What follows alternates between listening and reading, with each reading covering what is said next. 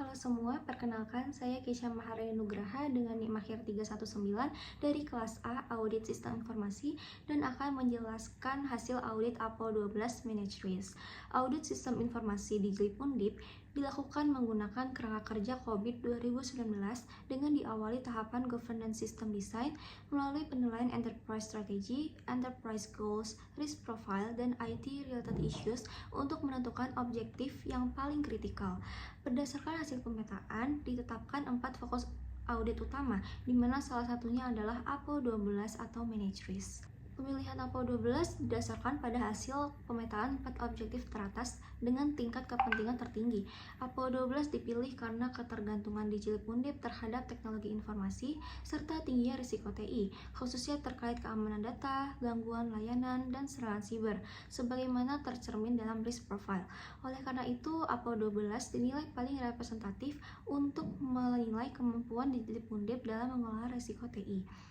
Selanjutnya, berdasarkan pemetaan GMO, APO 12 memperoleh nilai 85 yang menunjukkan prioritas tinggi dalam pengelolaan TI di Jilid Undip karena berperan penting dalam menjaga keamanan data, ketersediaan layanan, dan keberlangsungan operasional, meskipun masih memerlukan peningkatan pada aspek formalisasi dan dokumentasi.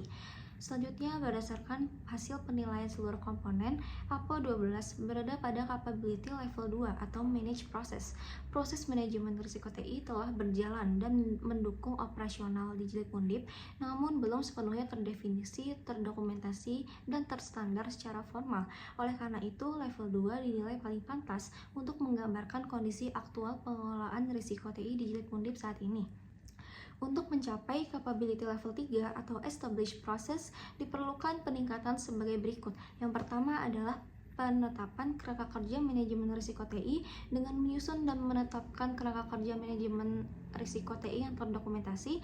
Lalu yang kedua ada pendokumentasian identifikasi dan analisis risiko dengan menyusun risk register yang memuat risiko TI, sumber risiko, dampak kemungkinan terjadinya, dan tingkat risiko.